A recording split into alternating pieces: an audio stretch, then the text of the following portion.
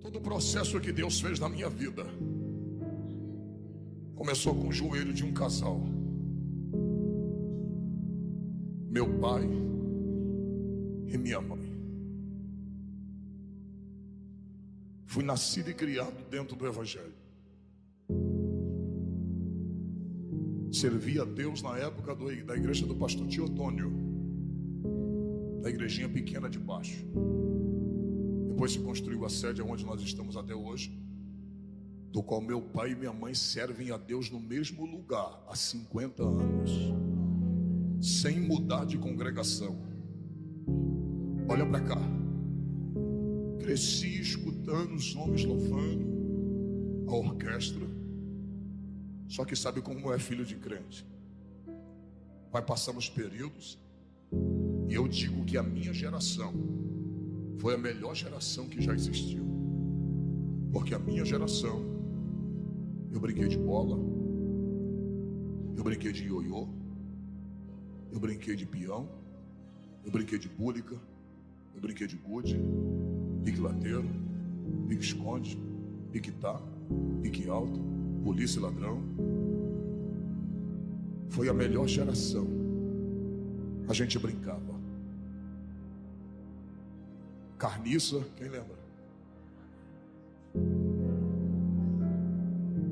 A nossa geração foi a melhor que já existiu. Ali a gente viveu de verdade. Hoje tudo isso foi substituído pela tecnologia. As pessoas já não brincam, já não se comunicam mais, mas eu vivi aquele momento, nós vivemos esse momento. E só que a gente vai crescendo, vai saindo da adolescência. E com 15 anos eu já comecei a querer sair. Eu tinha regra para chegar em casa.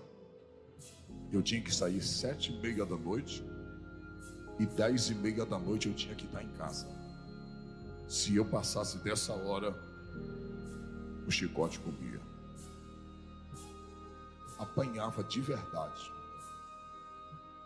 E eu me lembro que quando eu completei 16 anos, eu comecei, por curiosidade, a colocar o primeiro 15 anos, eu coloquei o primeiro copo de cerveja na boca.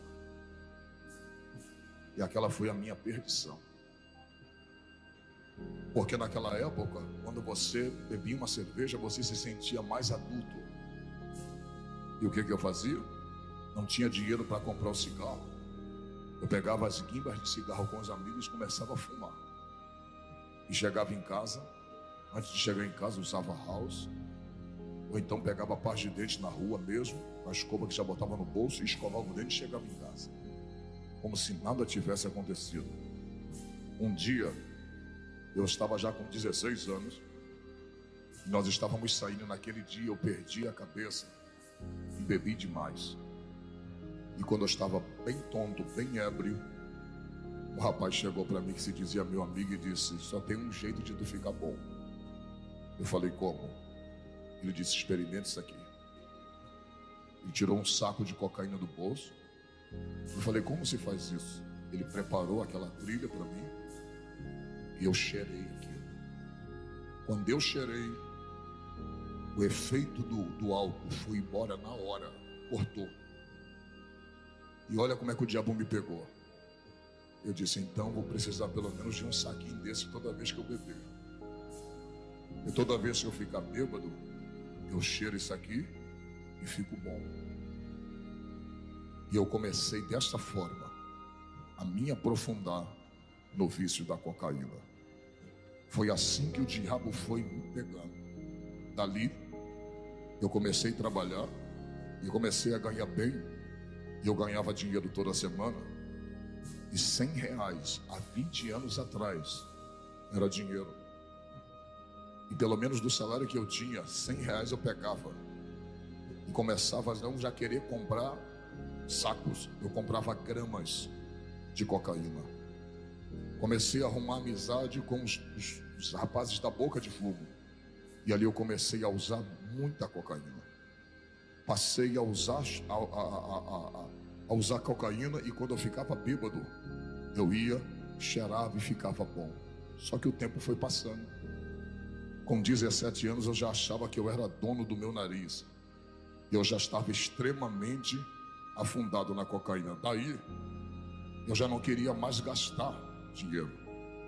Aquela cocaína que eu pegava no morro, a gente já trazia para a Comendador Soares, onde eu morava. E dali nós pegávamos aquela cocaína semi-pura. Nós tínhamos contato e pegava aquela cocaína e colocava tudo quanto era desgraça ali dentro. Pó Royal, colocava xilocaína, Doril, tudo ali, misturava e fazia aquela grande quantidade de cocaína. Então eu já não passei a ser mais usuário, eu já passei a traficar. Eu mantinha o meu vício.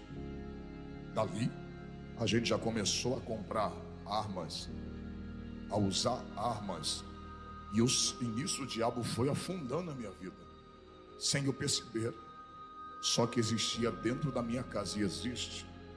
Ela mora na casa dela e eu na minha, mas uma mulher que não deixava de orar. Eu por muitas vezes vi minha mãe orando, dizendo assim: Deus, se quiser levar um dos meus filhos, leve, mas leve eles dentro de casa. Não me dá o desgosto de ver nenhum dos meus filhos estirado na rua. Nenhum. E nessa minha ida de tráfico, algumas coisas eu não vou poder falar, que está sendo gravado. Mas nessa minha ida de tráfico, eu me lembro que eu tinha alugado uma casa para traficar.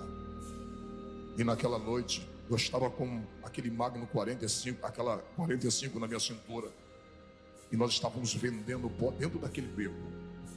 Chegou um homem, e antes daquele homem chegar, eu passei por ele dentro daquele beco, e aquele homem foi o homem que veio para me matar.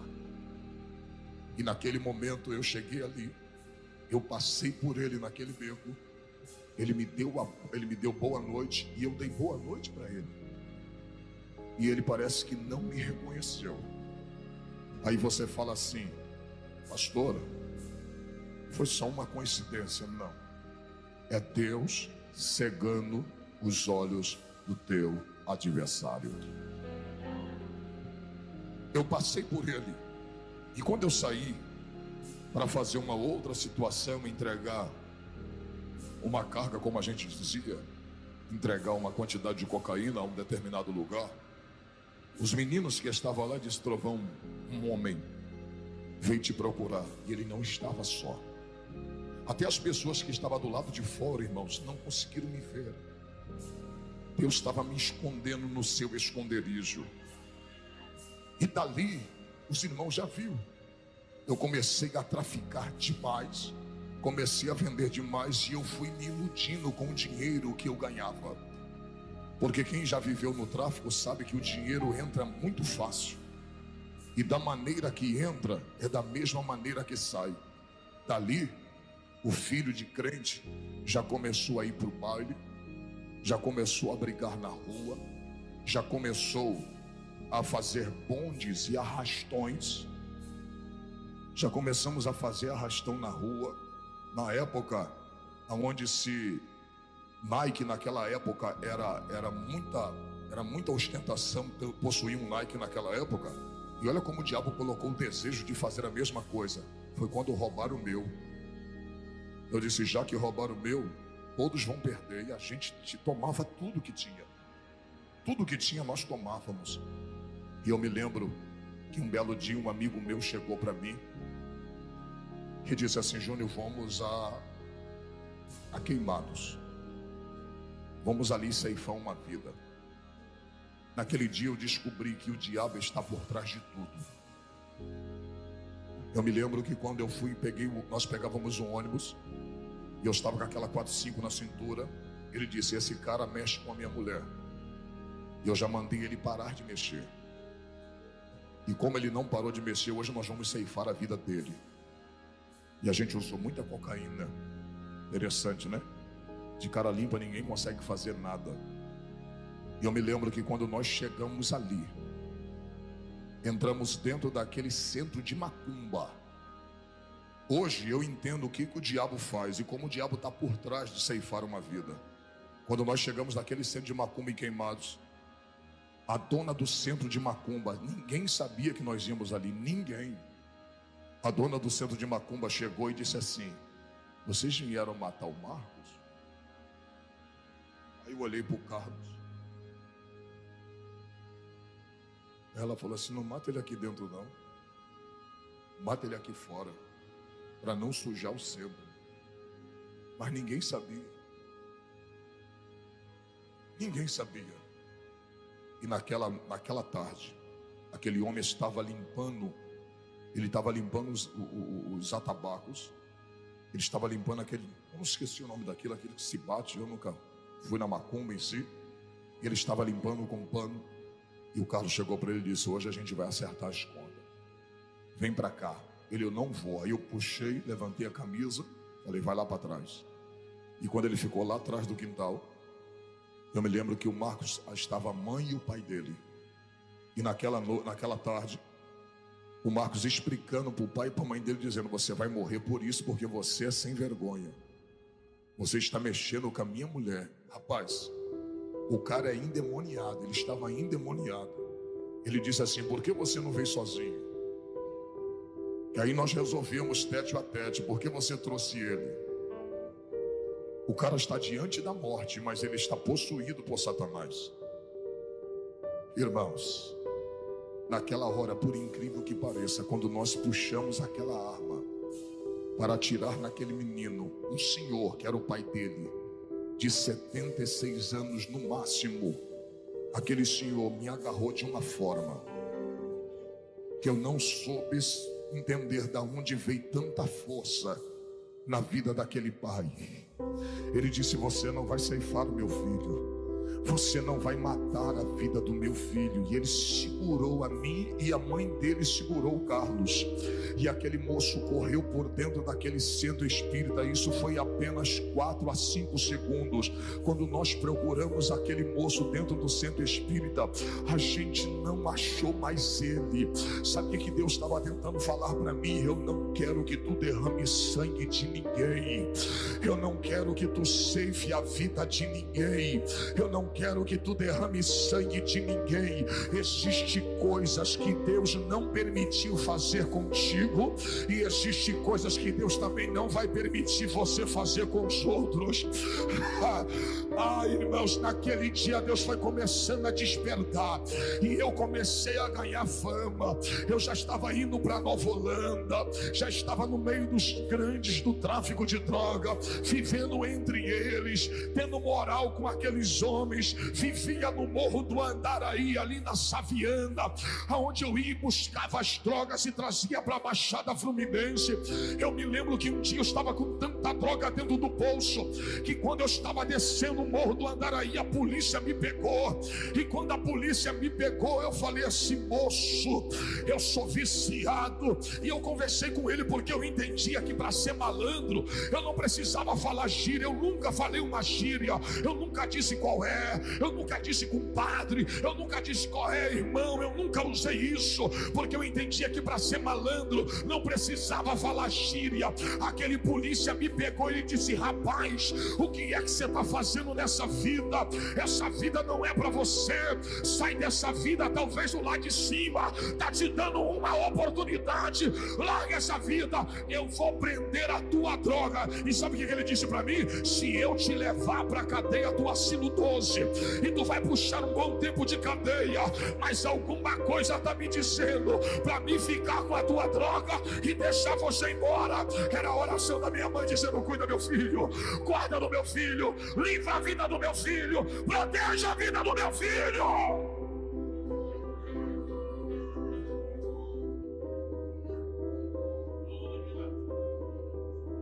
Olha para mim.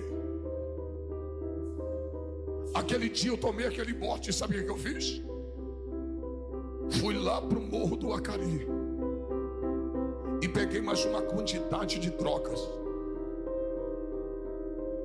e fui para dentro de uma casa de um amigo meu chamado Virley.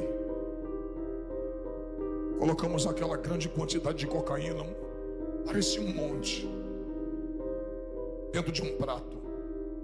Comecei a cortar aquela cocaína na gilete, fazendo as trilhas. nós começamos a cheirar, eu e ele, cheirar, até o ponto que naquela noite meu nariz começou a sangrar. E quando eu percebi que eu ia ter uma overdose de cocaína, eu nunca esqueci quem fui. Quando você se afasta, todo afastado um dia já experimentou Deus. E não existe ninguém que experimente Deus e esqueça dele. Eu estava naquela mesa com meu nariz sangrando, e quando eu vi que eu ia ter aquela overdose, eu comecei a cantar na frente daquele amigo meu que era ímpio como eu também era.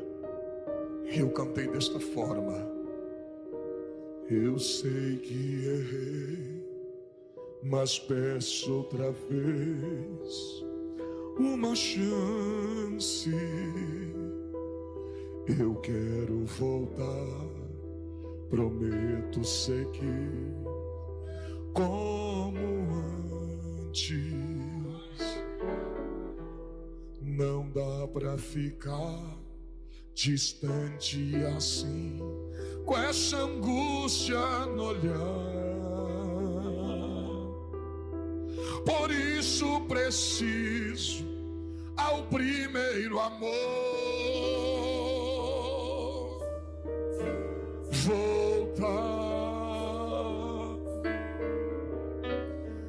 Eu quero voltar ao primeiro amor. Preciso voltar ao primeiro amor. Quebra minha vida, faça-me de novo. É tudo que eu preciso para ser um vaso novo. E nessa hora a lágrima começou a descer, e eu dizia: não dá para ser feliz longe do teu amor. Por isso eu preciso de outra chance, Senhor. Oh, irmãos, eu guardava um temor dentro do meu coração. Por isso que quando eu tentava matar alguém, eu nunca conseguia. Eu já troquei tiro com polícia, eu já troquei tiro com pessoas, mas eu nunca consegui propriamente tirar a vida de alguém. E eu sempre desejava, o diabo sempre botava no meu coração tirar a vida de alguém. O diabo sempre quis que eu derramasse sangue para ele beber, mas tinha uma mulher orando de cabelo branco dizendo: guarda meu filho, protege meu filho, livra a vida do meu filho.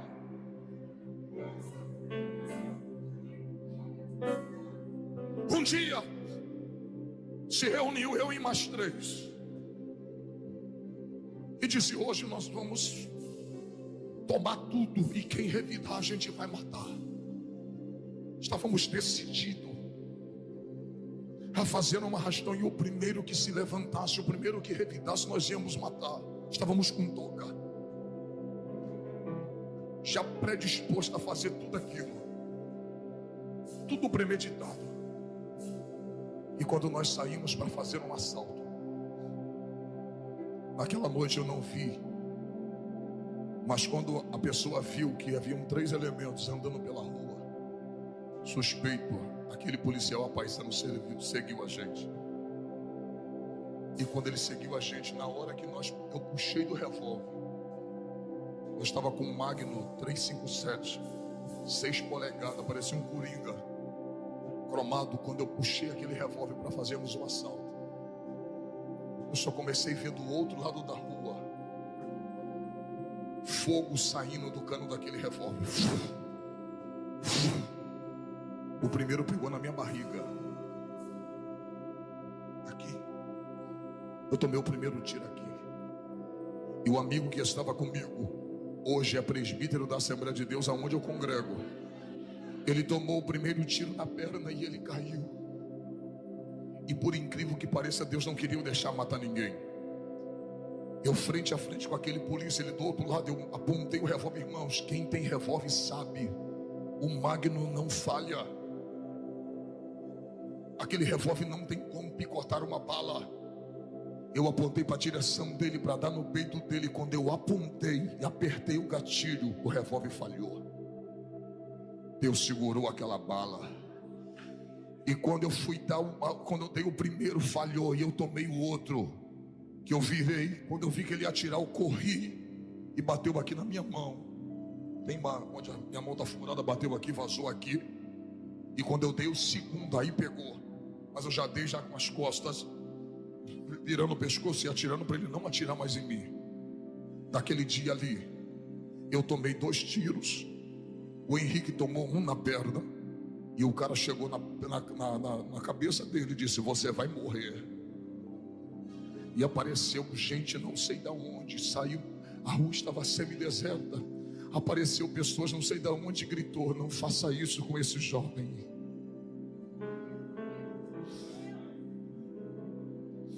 E ele chutou o corpo do meu amigo.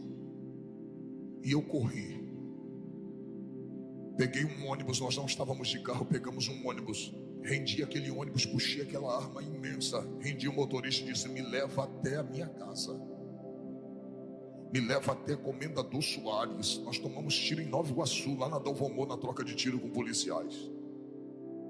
Eu disse: me leva até minha casa, não para ninguém. Quando ele me parou, deixou num ponto próximo da minha casa, eu desci, joguei a arma na linha do trem. E quando eu joguei a arma na linha do trem, eu vim para casa. Eu estava com a camisa branca, eu estava com a calça branca, uma camisa verde, um blusão verde por cima, que escondia aquela arma. Quando eu cheguei em casa, que eu tirei a minha camisa, gritei minha mãe, falei: mãe. Minha mãe olhou para mim e disse: meu filho, o que foi isso? Porque você está tão cheio de sangue? E eu disse: mãe, teu filho tomou tiro.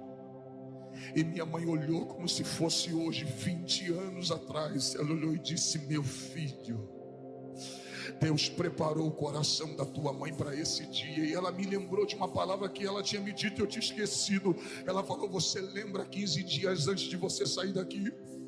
Eu já sabia para onde você ia. Eu estava indo para o morro, toda sexta-feira eu ia para o morro. E ela disse assim: eu estava saindo 7 horas da noite para ir para a favela. Ela me parou na porta de casa e disse assim: meu filho, nesta madrugada sua mãe estava orando por você. E Deus se apresentou a mim e disse: mulher, não peça mais misericórdia pela vida daquele homem, porque a partir de hoje eu, o Senhor, vou tratar com ele pessoalmente. A minha mãe me lembrou disso. E esse tratar de Deus pessoalmente foi os tiros que eu tomei. A minha mãe olhou para mim, eu baleado. Ela disse: a tua mãe tem problema de coração, mas Deus preparou o coração da tua mãe para esse dia. Irmãos, quando a minha mãe falou isso, ela falou assim: tira a camisa. Tira a camisa. Quando eu tirei a camisa, eu tinha tomado tiro apenas no couro, na carne. Eu não tomei tiro no sangue, nos ossos. Por isso eu não senti dor. Eu estava com sangue quente, então eu não sentia dor. Eu sentia que a minha mão estava atrofiada, porque mexeu nos nervos e minha mão começou a ficar desta forma. Então com essa mão já tinha perdido o movimento. Quando eu levantei a camisa, eu estava com um pequeno buraco desse tamanho aqui na frente. Isso aqui meu estava estourado. Estava aquele monte de carne esponjosa preta queimada pela pólvora. E o sangue descia. E quando eu vi o sangue descendo, eu disse: eu vou morrer, porque vai vazar muito sangue, eu vou morrer por falta de sangue. Minha mãe, desta forma que eu estou te falando, ela olhou para o meu pai e disse assim: meu amor, vai lá no guarda-roupa e pega uma camisa para o Júnior. Meu pai trouxe a camisa. Daqui a pouco ela disse: veste ele. Aí ela disse: agora desça a escada de nossa casa e leva nosso filho para o hospital. Irmãos, quando eu estava descendo a escada de nossa casa, eu tinha olhado para minha mãe com um último olhar de despedida, porque eu sabia que eu não veria mais minha mãe, eu ia morrer naquela noite. E quando eu estou descendo a escada, quando eu cheguei no 4º degrau da escada da minha casa, minha mãe olhou e disse: olha para mim, meu filho, Aquela foi a palavra de vida que eu precisava. Ela disse: olha para sua mãe, da mesma forma que você está saindo daqui com vida, a sua mãe vai entrar dentro daquele quarto agora e vai fechar a porta. Da mesma forma que você está saindo com vida, você vai voltar daquele hospital. E eu balançei a cabeça e ela disse: sabe por que você vai voltar? Porque você é promessa de Deus para minha vida. E você vai voltar daquele hospital com vida. Irmãos, eu passei 3 dias dentro do hospital Souza Aguiar. Não quiseram me receber no Iguaçu, não quiseram me receber no Hospital da Posse. Disse: não tem vaga para ele, porque todos diziam, os bombeiros diziam: o traficante tem que morrer, deixa ele morrer, deixa ele sangrar até morrer. E naquele momento, em cima daquela marca, eu dizia: Deus, a minha vida está nas tuas mãos. Se tu me der mais uma chance de viver, eu vou voltar para o teu caminho, e da tua presença eu nunca mais me apartarei. Naquele dia, Deus parece que colocou o anjo do meu lado, e parece que Jesus estava injetando o sangue dele nas minhas veias. Eu sangrei de 9 da manhã, eu sangrei de 9 da noite até as 3 da tarde. Era para me ter falecido na mesa de cirurgia, mas naquele dia os médicos diziam, os bombeiros diziam: deixa ele morrer. Os policiais diziam: deixa ele morrer. Mas já tinha anjos ali. E do nada apareceu uma médica no hospital do Iguaçu e disse: eu liguei para o Souza Aguiar, e lá tem uma vaga para atender esse jovem. Cheguei no Souza Aguiar, ainda me deixaram sangrando, esperando no meio do corredor. De meia-noite até as 3 da tarde eu fiquei só com soro e perdendo sangue. Aquele dia o diabo queria levar minha vida, mas você não entendeu ainda. Enquanto eu estava perdendo sangue, minha mãe estava clamando pela vida dentro daquele quarto. Havia uma batalha entre a vida e a morte. O diabo queria me ceifar, mas eu era uma promessa. Você não entendeu, eu sou uma promessa. E aquilo que Deus promete, nem a morte é capaz de anular a promessa de Deus. Oh, glória! Olha para mim, irmãos. Naquele dia, olha para cá, eu saí de dentro daquele hospital, fui para casa, fui me regenerando, me cuidando, não morri. Mas parece que alguma coisa ainda me prendia. Eu larguei o tráfico, mas eu não larguei a cocaína. E eu mesmo andando assim encurvado, 3 meses depois eu ainda cheirava. 7 meses depois eu ainda cheirava. E um dia encontrei um homem, sabe aqueles carrapatos de Jesus, aqueles que não largam do teu pé. Rapaz, não faz promessa para crente não, porque se crente falar assim, ó, vamos no culto comigo, você falar um dia eu vou, acabou. Enquanto tu não for, ele não larga do teu pé.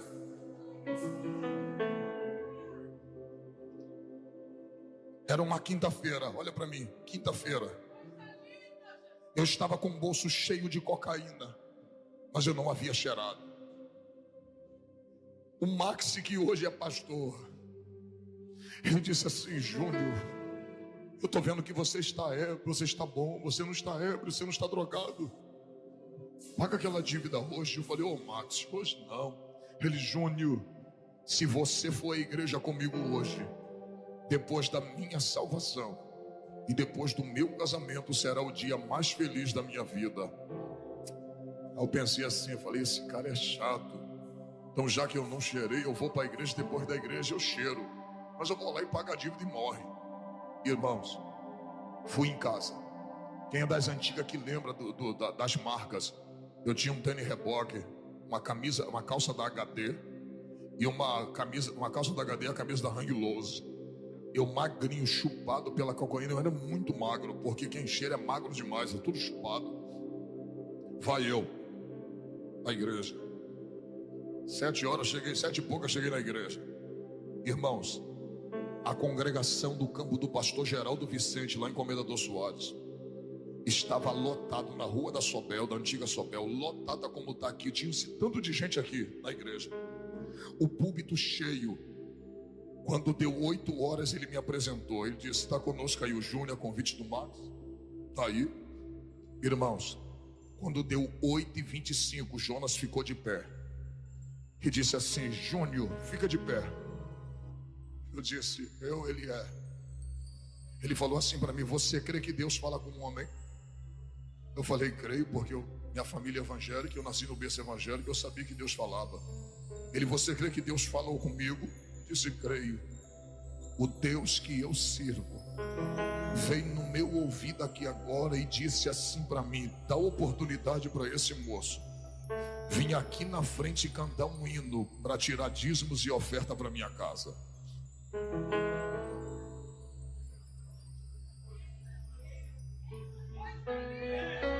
Naquele dia eu descobri, sabe o quê?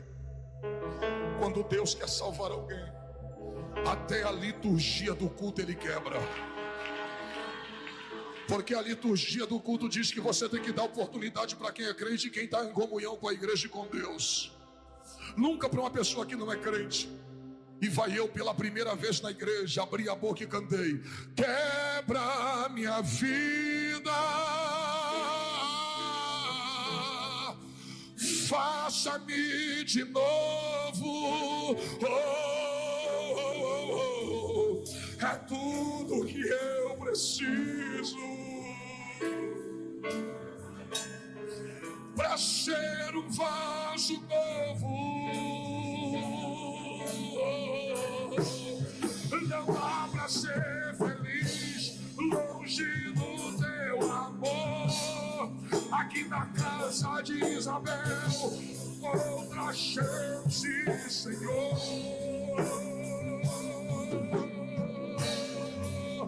Quebra minha vida.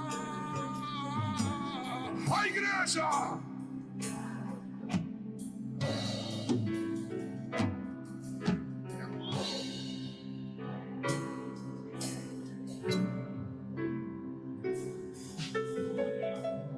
Você está pensando que eu aceitei Jesus? Não cheirei naquela noite. Peguei a cocaína na quinta, na sexta, cheirei. Cheirei sábado, cheirei domingo, cheirei segunda. Quando foi na segunda-feira, eu falei assim: eu vou escutar a melodia. Se eu gostar de um hino, eu vou comprar uma fita cassete. Não era nem CD, era cassete. Eu falei: vou escutar um playback, vou comprar um playback. Vou lá naquela igreja de novo. Olha a estratégia de Deus, irmão. O Max já não me convidou, já estava indo sozinho. Eu falei: eu vou lá, se ele me der a oportunidade, eu vou cantar de novo. Quando deu 8h30, ele disse: Júnior, Deus mandou você cantar de novo. Cheirei sexta, sábado, domingo, segunda. Eu falei: vou escutar a melodia de novo. Vou ensaiar um hino, vou gostar e vou levá-la de novo. Se esse pastor deixar eu cantar, eu vou cantar de novo. Comprei outro playback. Terceira quinta-feira, quem é que canta? Eu. Rapaz, olha pra cá.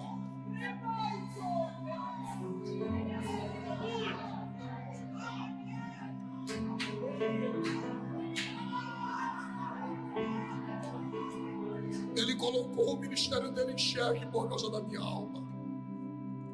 Porque aquilo ali da reunião de ministério. Não se pode deixar uma pessoa que não é crente assumir um púlpito que é santo.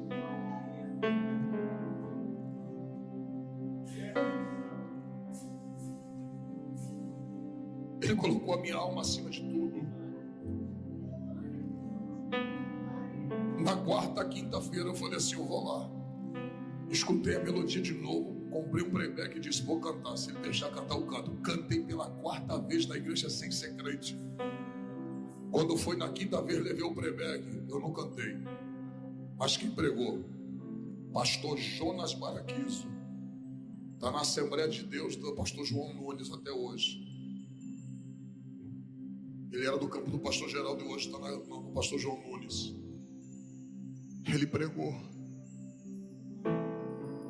Ele pregou sobre a crucificação de Cristo. Com 20 minutos de mensagem tinha tanta lágrima no chão que eu não sabia se era um copo que tinha derramado ou eram minhas lágrimas mesmo. E quando eu olhei para o meu lado, sabe quem estava do meu lado? Max, com a mão em cima do meu ombro, chorando. E eu disse: Max, eu tenho uma notícia para te dar. Ele: fala, Júlio. Eu falei: me leva ali na frente, que eu preciso entregar minha vida para Jesus hoje. Eu já não aguento mais viver sem Cristo. Eu preciso sair daqui com Jesus. E naquela noite eu caí de joelho dobrado diante daquele altar. Eu disse: hoje eu quero entregar minha vida para Jesus, para nunca mais abandonar Ele. E naquela noite Jesus me recebeu. Naquela noite Jesus cuidou da minha vida. Sabe aonde minha mãe morava? Minha mãe estava morando nessa época. Ela se mudou para Minas. Depois que eu tomei tiro, eu comecei a me recuperar. Minha mãe se mudou para Minas, porque tinha passado muita coisa com os filhos dela. Eu no tráfico, meu irmão na bebida. E minha mãe já estava querendo descansar um pouco. Sabe o que Deus fez? Deus tinha libertado meu irmão de 22 anos da cachaça, o Marcelo. E meu irmão tem 22, já vai fazer 10 anos. E já não encosta uma gota de bebida na boca, e serve a Deus na igreja mundial e é batizado. Olha para cá. Quando eu aceitei Jesus, minha mãe estava morando em Minas Gerais nessa época. Cheguei em casa às 11 horas da noite. Peguei o telefone, liguei para Minas. Ela: quem é que está falando? Eu falei: mãe, é teu filho. Ela: o que foi que você está ligando nessa hora, meu filho? Eu falei: mãe, eu estou ligando para a senhora para dizer que teu filho não está mais no tráfico. Teu filho acabou de aceitar Jesus, mãe.